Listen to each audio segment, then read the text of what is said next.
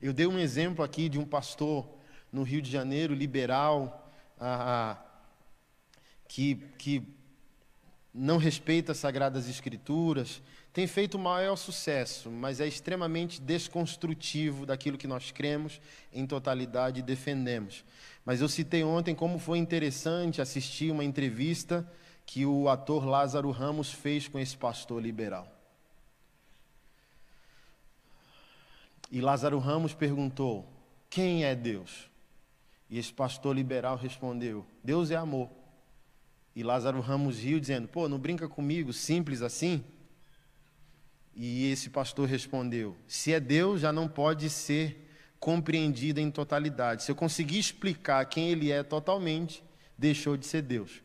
Porque Deus é também o enigma. A quem e além de nós.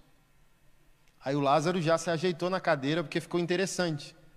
E esse cara era tão liberal que disse ele ou ela. Aí que o Lázaro riu e gostou, né? Que é uma teologia desconstrutiva até da figura de Deus.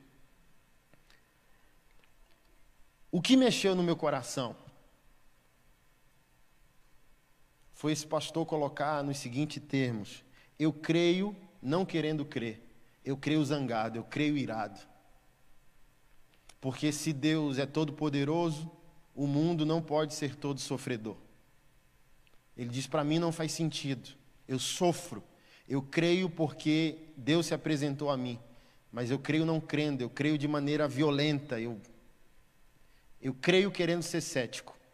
Aí ele deu o exemplo que tocou o coração do Lázaro, né? Ele diz: uma mãe estava no metrô com a sua criança de 3 anos, ela bobeou, em 10 segundos o filho largou sua mão e sumiu.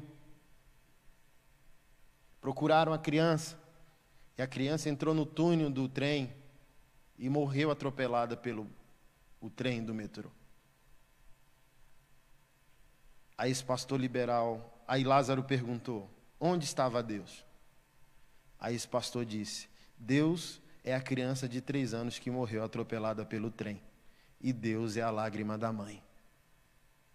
Ele disse: a fé só faz sentido se Deus for todo sofredor com o nosso sofrimento, e não apenas todo poderoso naquilo que impõe a nós. E o Lázaro encerrou a reunião porque aquilo mexeu profundamente com o coração dele. E eu pontuo isso, né? A gente, ao ver uma exposição tão liberal do Evangelho, perdemos a beleza de focalizar a humanidade dessa declaração e agregar o fundamento teológico que cremos, na grande maioria. Então não pode haver teologia com desumanidade. Por que esses caras liberais surgem? Porque talvez a gente é rígido e fixo com as nossas confissões teológicas e doutrinárias, tornando Deus o óbvio e não o enigma.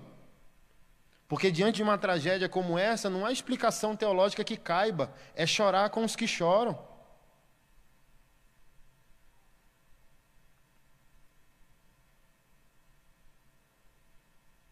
É Bono Vox sendo questionado numa palestra que deu a artistas e ateus. Deus não existe, gritaram para ele.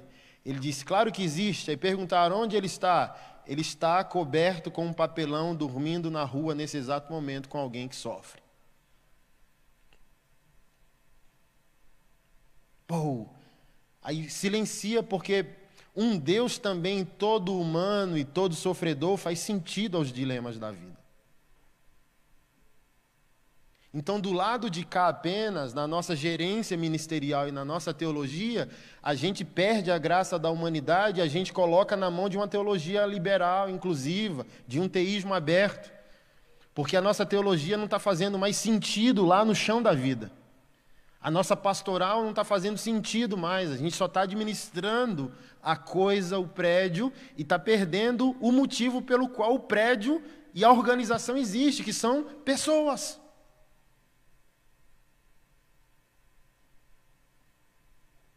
Porque se eu for todo teológico, mas também todo humano, eu quebro a narrativa dos liberais. Eu devolvo a paternidade social a Deus. Por que essa guerrilha toda política aí, no nosso último ano? Porque compraram a narrativa que o monopólio da bondade pertencia só às ideologias. que os cristãos não estavam interessados em direitos humanos. Então criaram uma narrativa contra nós, pegaram um ponto cego, uma omissão social nossa e criaram toda uma narrativa para se justificarem contra nós. Então o segredo pastoral é ser todo teológico, mas também todo amor. Todo inclusivo e todo exclusivo. Você entende isso? Vinde a mim, ai de mim. Vinde a mim, ai de mim. Vinde a mim, uma teologia que abraça o sofrimento, e o ai de mim é uma exposição bíblica concreta, sem remendos e sem recortes, não customizando a ofensa e nem o leão da tribo de Judá, tornando ele apenas um gato inofensivo, como se não fosse Senhor, Deus e soberano sobre a história da humanidade.